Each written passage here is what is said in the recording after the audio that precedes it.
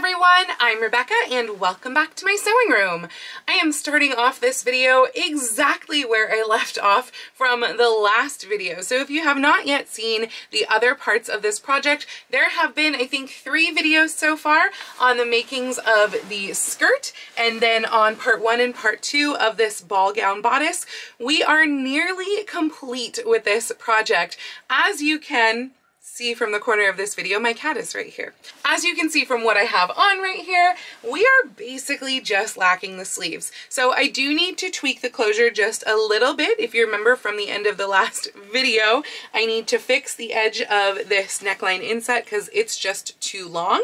And then I also need to put the hooks on the edge of the white part here, and then the bars also on the edge of the white part here, and the bars going across this for the wrap over. So a little bit more of the closures, and then sleeves. And the sleeves should hopefully be relatively simple because a puffed sleeve, honestly, in my opinion, is always more simple. Oh, and it just dawned on me, I was also going to add more trim to this as well. So we are going to add more trim because I wanted to add ruched organza trim around the neckline, kind of where the tops of the sleeves are, and then around the back. So that's also going to happen in this video.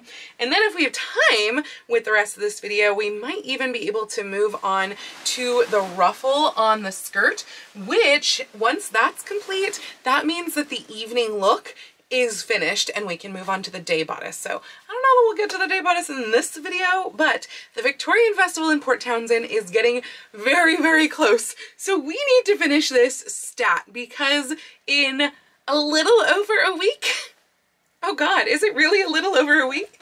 Oh my gosh, in a little over a week, I go to the Victorian Festival. Oh my goodness. Well, if the day bodice doesn't get finished in time, that's okay. I have other things that I can wear, but this evening bodice is definitely getting finished this week. So let's go ahead and hand sew those closures on, and then we can go ahead and start with the sleeves. So as you can see, I have the bodice on along with a sleeve mock-up. Now I have done all of my closures. To be honest, I lost count as I was putting them on because I got distracted, but there were 15, not including this layer. That's how many hooks and either eyes or bars there are. Now that said, there are 3 that I actually have to redo. So this one right here, the bar, I put it too far that way, so it's doing nothing right now. So I need to redo those. And then this end is actually pinned in place right now because the last 2 bars, they were just too far out from the bodice. Like it would have been wrapped too far. I think it must have worked out when it was flat, but not when it was actually on. So yeah, those will have to get changed as well. And then the pleats are not tucked in place. They do appear to be laying okay. Like I kind of had to adjust the pleats as I put them on so that they would be like nice and smooth and everything. But right now, otherwise they are laying nicely. So I'm hoping that that means that I don't have to tack them. And then we have a mock-up right here of the sleeve. That said, this is way, way, way too small for like the exterior organza layer or layers of the sleeve. If we look again at the portrait there, obviously that is much, much, much poofier. However, there is a poof layer that is opaque on the bottom of this.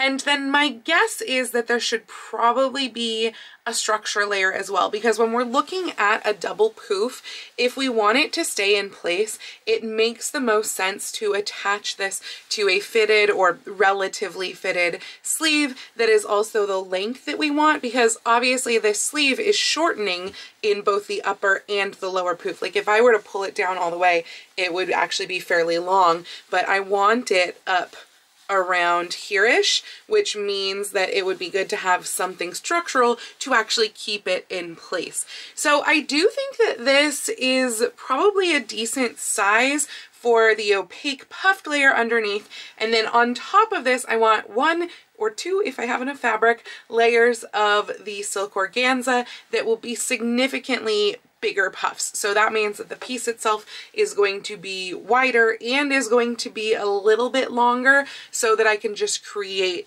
more of that huge puff there. And I am kind of thinking, if we look really closely in here, I feel like there's 2 layers of organza. So if I have it, that's what I'm gonna do. I have not yet checked to see if I have it, so I don't know if that's going to be possible or not, but yeah, it definitely needs to be poofier than this. This was actually, I know, I just did a poofy silk organza 1830s sleeve, but apparently I didn't make a pattern from that sleeve, and to be honest, it's probably the wrong thing anyway. I think I used my like standard simplicity puffed sleeve pattern for that. So honestly, my notes are probably on that piece and not with my 1830s stuff. But when I looked in my 1830s packet, I found, which is like an envelope of 1830s patterns that I've used before, but I found this right here. This is actually the pattern that I just sewed back together. And this is the upper portion of my plaid springtime dress that I made a couple years ago and that I will be wearing for the Victorian Festival as well. So that is what this is, but it's just a little small for a double puff. Though again, I think this will work as the base. Now the next question is, what am I using for the base? I would love to be able to use silk taffeta, but as we saw from the tiny scraps that I used for this little piece right here, I don't think I have any ivory or off-white or even white silk taffeta.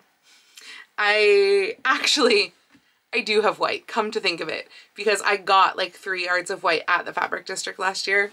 So I suppose I do actually have white silk taffeta, which I could use.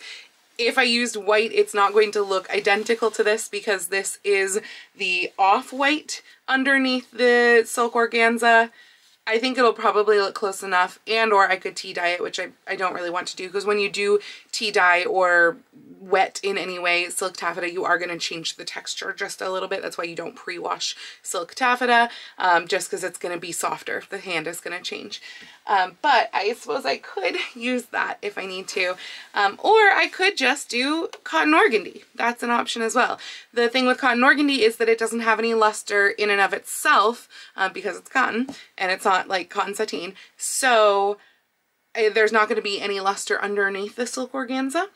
That's probably not an issue at all if I have 2 layers of silk organza, but it could be an issue if I only have 1 layer. So I think I'm going to stop talking and I'm going to go see what kind of organza I have, or how much organza I have, what kind of other silks I have, to see what I can cobble together. But overall, I do think that this works as our shape. We just need to also have that inner fitted sleeve as well, which I may need to do a mock-up of if I can't find my fitted sleeve patterns. So who knows. Also, little news update, and I will go into more detail on this later, but Cincinnati Art Museum got back to me with pictures. So first off, a big thank you to Cosplay and Tea over on Instagram for connecting me with the Cincinnati Art Museum in the first place. And then Cynthia at the Cincinnati Art Museum sent me a bunch of pictures of the actual like bodice, not the evening gown bodice, but the actual day bodice, the skirt, the interior, all of the details, all of that nitty gritty. I've learned so much. Like, for one thing, it's not purple, it's blue. That's okay, but it is blue. I posted a couple of details and a couple of pictures over on Instagram. If you haven't seen those yet, do go check those out. By the time you're seeing this, it will have been like a week plus ago, I think, about a week and a half ago. But yeah, I've learned a lot of details, and we are going to talk about all of the details more in depth later in this video and in the next video. So later in this video we will get to the skirt details, and then the next video we'll talk about the bodice details. But yeah, that's a little teaser coming soon. So 2 things. One, as soon as I stopped recording and looked in the mirror, I realized that a lot of my pleats had in fact already shifted. Fun. So that means that I'm definitely going to have to do some tacking here. Not exactly sure yet in what way it is best to tack and have it look invisible, but I feel like wherever I have a pin now is where I need a tack. So that's, I don't know what, like 10-ish pieces. I can't see below my bust. The other thing is that I kind of have a feeling that I'm only going to be able to do single layer organza, because this is the extent of what I have, and of course these are big sleeve pieces, but I have this one right here which goes all the way across the selvage, which is nice, but it's narrow fabric, so I don't know that I can get more than 1 sleeve out of that piece. And then I also have this one here, which only goes across the selvage up top here. So like I can definitely get at least one out of there, but again, probably not more than one.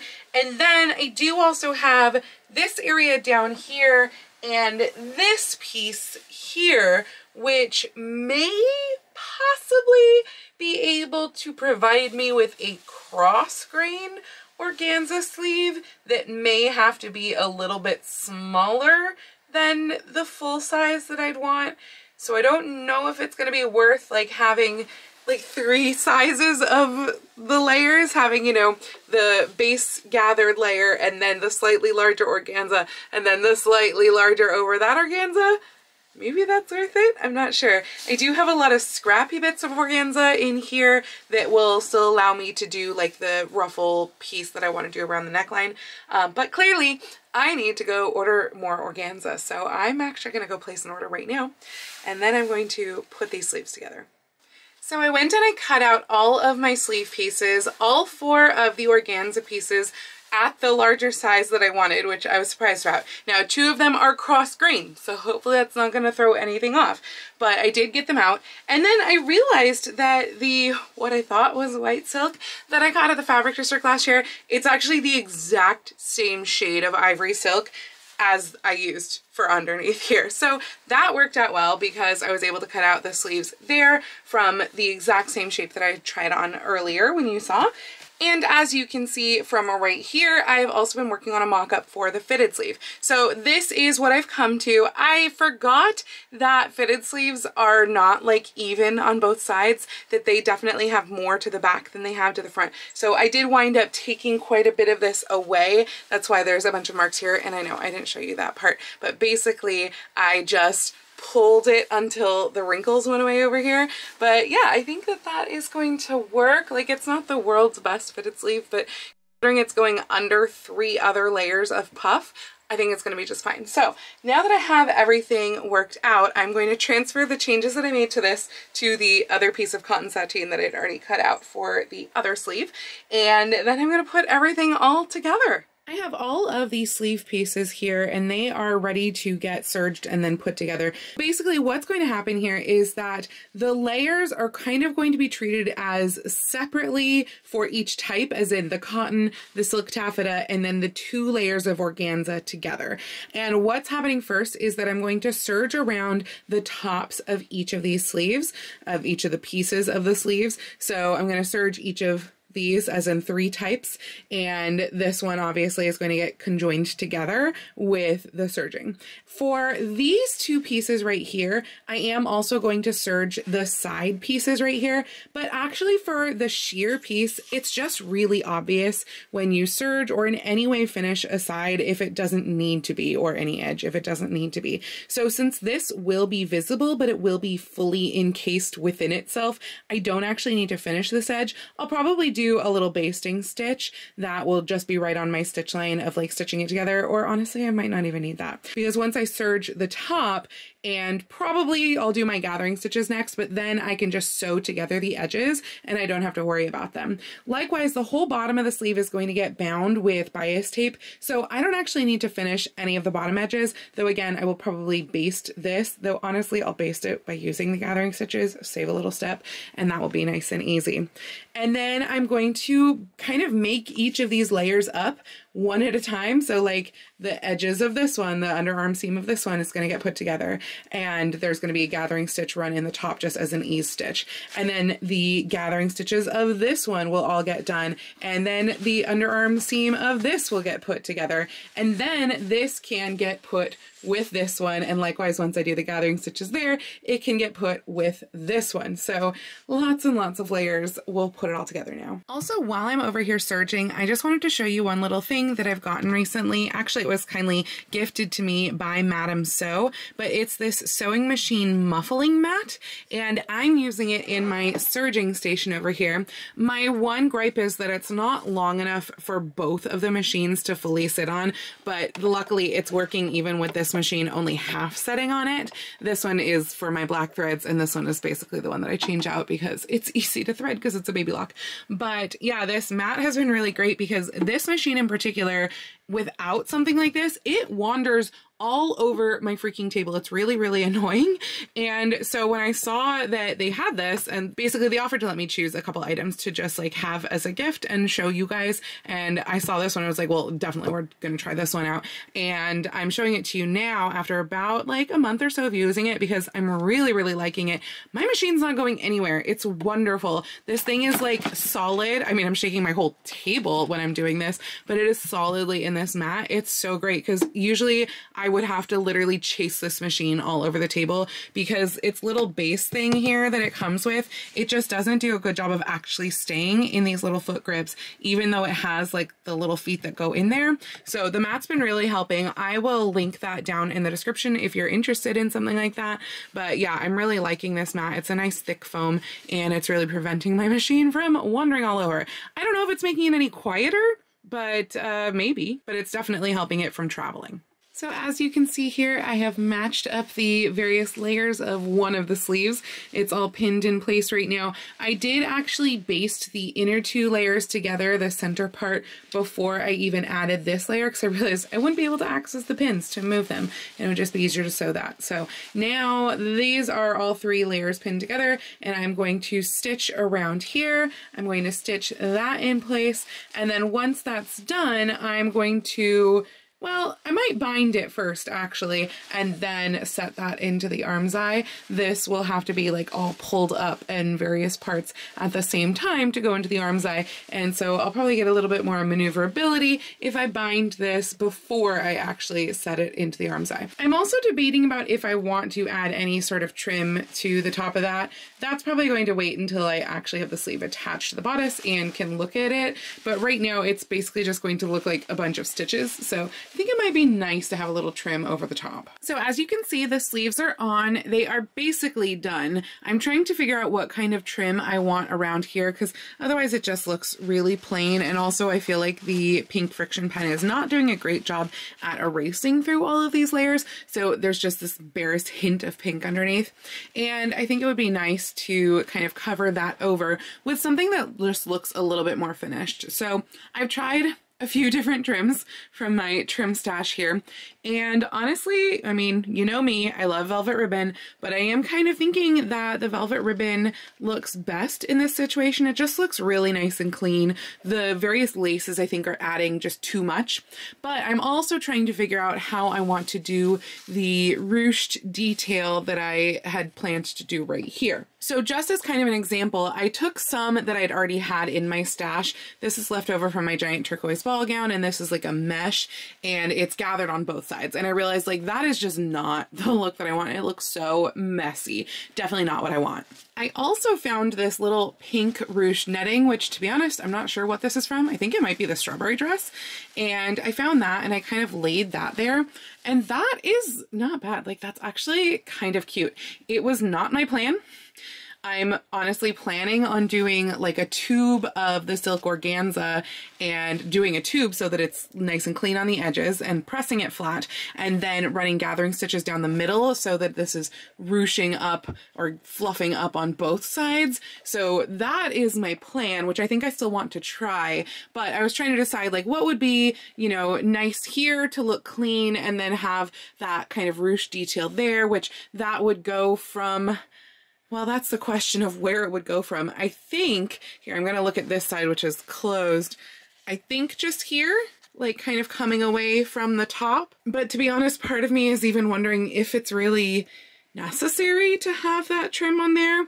Like I do like how it kind of looks over here. Maybe what I should do is I should play with the pink trim on this side in the starting point of where that other trim would be and see if it looks like it ends abruptly, which is kind of how I'm feeling right now, that this does look like it ends very abruptly right there, and I feel like that might be worse on the other. But then again, that's where the sleeve is also, so maybe it's just kind of a pickup of the sleeve, extra floof as, you know, part of the kind of the base of the sleeve.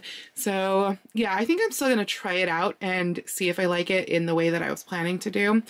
And then that brings me to another question. So I know that this is going to feel like a bit of a gear change because we're now not talking about the bodice. We're going back to the pictures that I was sent by the museum of the original day dress. Because remember, this bodice, this evening bodice, this is purely my own invention based off of this painting. It has nothing to do with the dress that's at the Cincinnati Art Museum.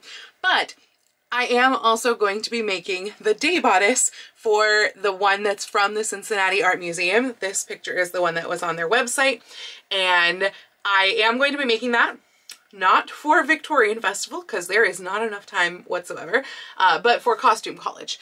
So I am going to be continuing on with this project in the next couple of weeks, probably taking a break video-wise as far as what you're going to see while I give you some other content. And then once I go back to the sewing content, we will be going back to the day bodice that is from the Cincinnati Art Museum. But as you might remember, I have not technically finished the skirt as it looks in the Cincinnati Art Museum either. And I have learned more details about how that skirt was constructed. So that's what we're going to talk about right now.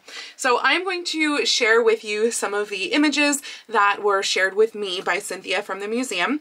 And we're again focusing on the skirt right now. We're going to get to the bodice in those later videos when we get to the bodice.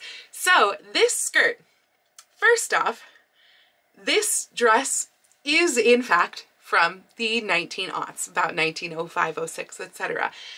And this skirt, although the top of the skirt, the waist hip area, is very much an 1890s shape, this ruffle has always kind of been the anomaly, even when I was thinking that this was an 1890s ensemble that was dated incorrectly by the museum. It's not. They dated it correctly.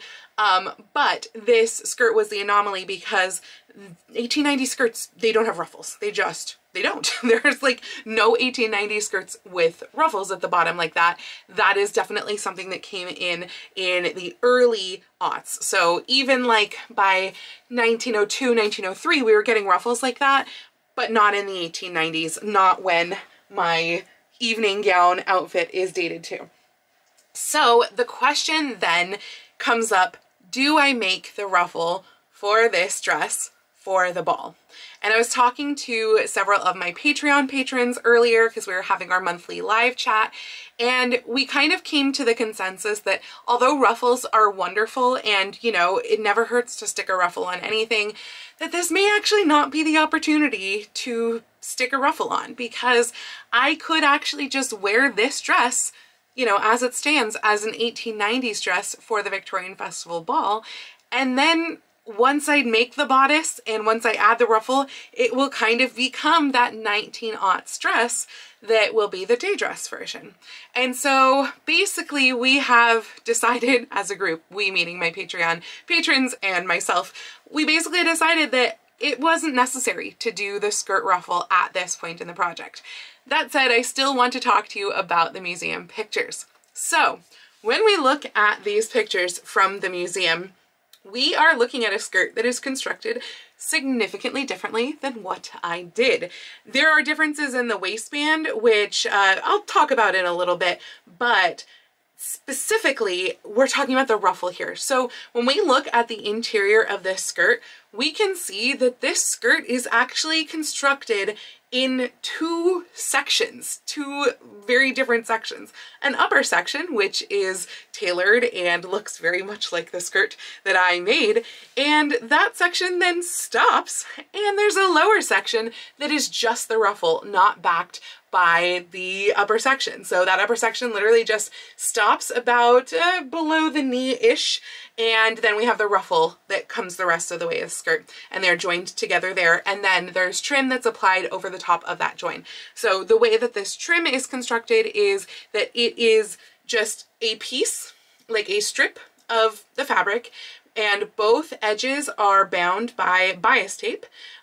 Basically a double fold bias tape situation where you see the bias tape in the front, and then it's gathered up along the middle and just sewn on over that join. So that's how their skirt was constructed.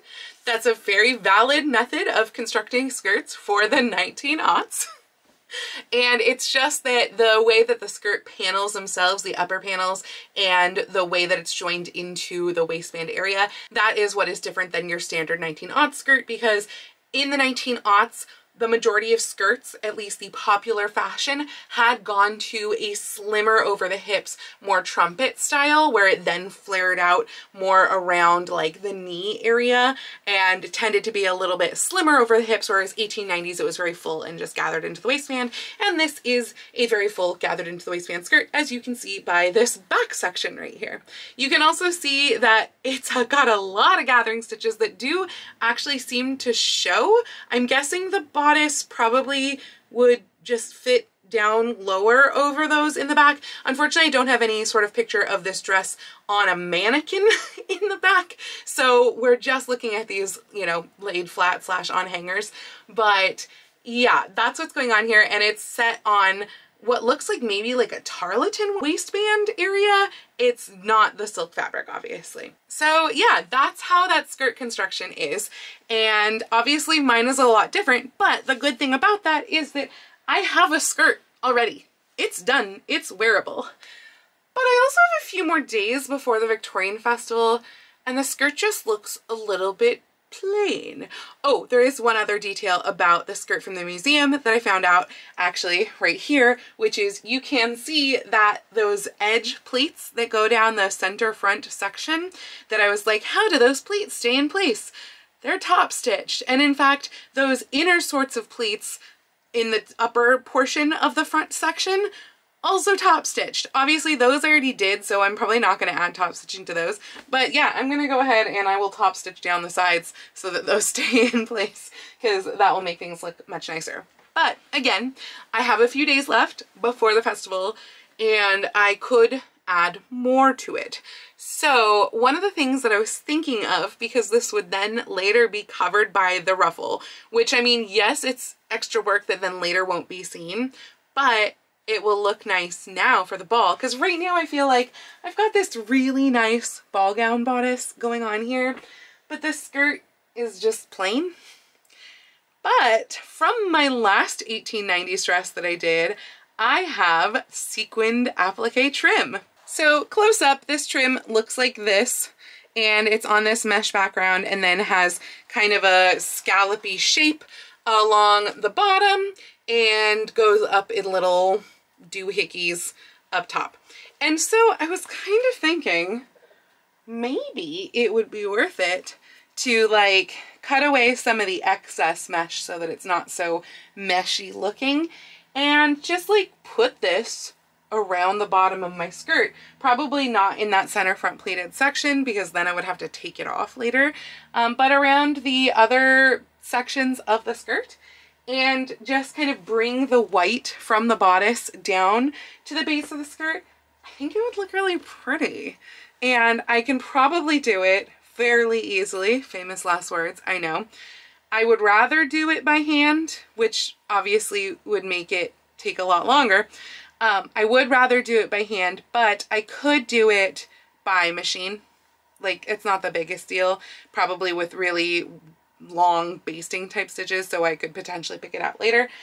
But yeah, I don't know, I just feel like that would add a lot of sparkle. I don't know if any of the sparkle is being picked up on the video right here, but I think it would add a lot of sparkle, and it would pull the white down from the top. So I think I'm gonna go post an Instagram poll about it right now while I put that ribbon on and do my little tube trim, and I will show you what those look like once they are on. I think I'll just put on the whole dress for you, and maybe by then I'll have an answer about the skirt trim.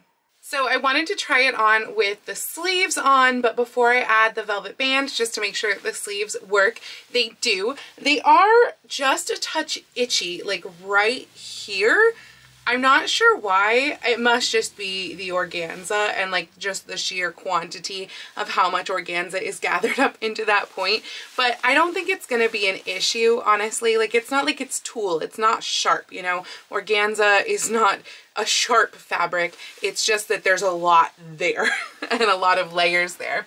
And then I also have the ruffle just currently pinned in place. I wanted to check to see if I would like it first before I sewed it in place, and I'm glad that I did, because at first I actually had this the same like equal distance from the edge of the neckline all the way to the front. So this bottom portion right here was just curved a little bit more in. and it didn't look right. It just looked weird because all of a sudden you were seeing a really big purple gap over here, and then it felt more abrupt as it ended. So I just brought that little bit right there out just a little bit, and I also raised it up so that the bottom of this is equal with the very top of the band part, so that like the ruffle part kind of overlaps, but the band part is where the top is. And I think that's a really great place. I think it's super cute. Also, all of the tack points that I made in here, I think it wound up being about 14 or so tack points that I did throughout the bodice. All of those seem to be working great. The pleats went instantly into place as soon as I put them on. And for those tacks, all I did was I basically slid a few stitches of thread underneath within the pleat, just in a couple key areas where I noticed that they seemed to be like the anchor points, and that seems to have worked really well. I also moved the 4 bars that I needed to, the 2 that were up here and the 2 that were down here, so everything is now nicely aligned there. And I did post that poll over to Instagram about what should I do? Should I add the trim onto the bottom of the skirt or not? At this point, I posted it 2 hours ago, and there are 106 votes for yes and 28 votes for no. Of course, that said, all of my like good friends have said no. So those votes do weigh a little bit more than, you know, those of you that I don't actually know in person.